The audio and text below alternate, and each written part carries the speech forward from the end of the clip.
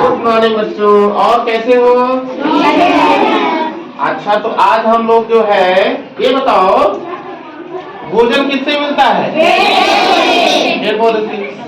और ऑक्सीजन किससे मिलता है? अच्छा, क्या बता सकते हो कि पौधा खड़ा कैसे रहता है? अच्छा, जड़।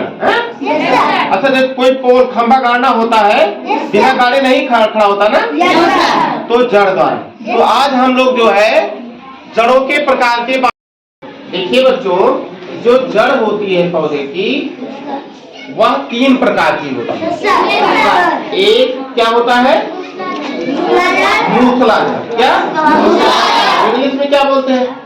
टैप। और दूसरा क्या है? छकड़ा जड़, जिसको कि रेशेदार जड़ कहते हैं। क्या बोलते हैं? रेशेदार जड़, ठीक है ना? Fibrous root. और एक होता है एडवेंटिशियस रूट। क्या होता है?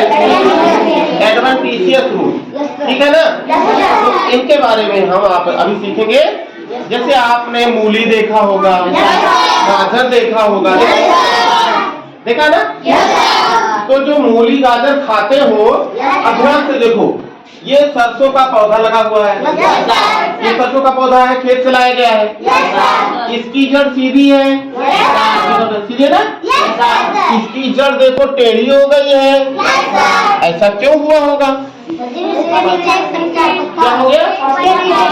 अच्छा, देखो ध्यान से, यहाँ पर दाना बोया गया होगा सरसों का, ऐसे ऐसे वो पौधा विकास किया होगा। और जब यहाँ ऊपर पहुँचने की बारी आई होगी, तो यहाँ पर पन्नी, पत्थर, कंकड़ या जो भी चीजें हैं आ गया होगा। तो ये ऐसे झुक करके इधर से निकला, है कि नहीं? इसी वजह से कहा जाता है कि खेतों में मृदा प्रदूषण, क्या बोलते हैं? मृदा प्रदूषण कई प्रकार से होता है। अगर बहुत ज्यादा खाद डाल दिया, जो होता है रासायनिक खाद, बहुत ज्यादा आपने आपका कूड़ा करकट जो घर का निकलता है, उसको ले जाकर के कहाँ डालते हो? घूर में डालते हो कि नहीं डालते? उसमें आपने पन्नी भी डाल दिया, कंकड़ पत्थर भी डाल दिया, प्लास्टिक भी डाल दिया, और सब क्या हुआ? जो पत्ती था, जो पौधे का डंठल था, आलू का छिलका था, फल का छिलका था, वो तो सड़ गया। पन्नी नहीं सड़ा, प्लास्टिक नहीं सड़ा, शीशा नहीं सड़ा, पत्थर नहीं सड़ा, और फिर क्या किए? सड़ गई जब खाद, तो ले जाकर के खेत के पूरे खेत में फैला दिए और जोत दिए। और जोत दिए तो क्या हुआ? उसमें पत्ती भी गया, पत्नी भी गया, पत्थर भी गया, है ना? प्लास्टिक भी गया। तो वो क्या करेगा? पौधे को जमने से रोकेगा कि नहीं रोकेगा? तो इसका मतलब ये टेढ़ा इसीलिए हुआ है कि मृदा प्रदूषण था वहां पर। क्या था? मृदा प्रदूषण। अब इसको ध्यान से देखो, ध्यान से देखिए इसको। यहाँ ये एक जड़ ऐसे ऐसे गई है ना, ये है प्राथमिक जड़। क्या है?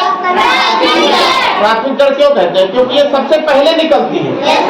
फिर उसके बाद में ये उससे थोड़ा पतला है? ये क्या है? द्वितीयक जड़।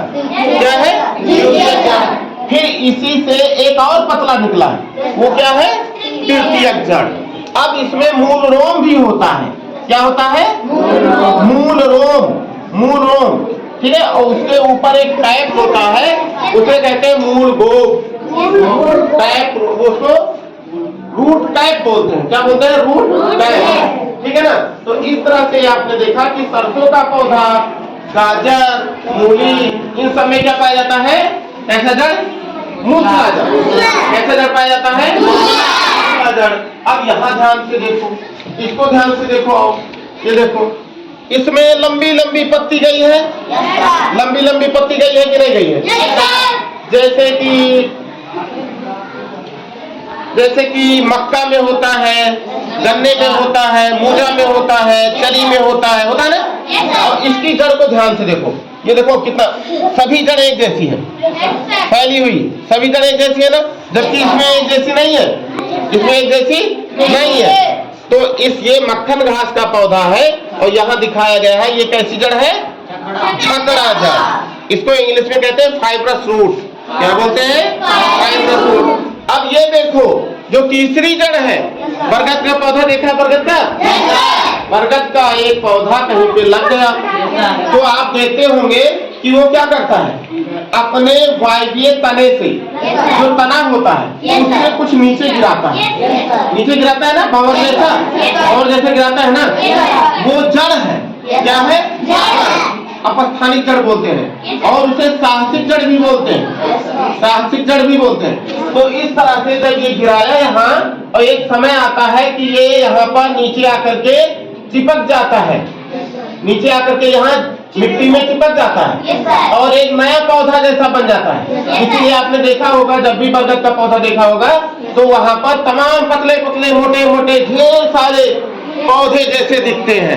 एक ही पौधे से पूरा वन जैसा, जंगल जैसा बन जाता है। बन जाता है कि नहीं बन जाता है? तो इस तरह से हमने आज जाना कि यह क्या है, मूसला जड़, ठीक है, यह है झगड़ा जड़, यह है अपस्थानिक जड़, ठीक है ना।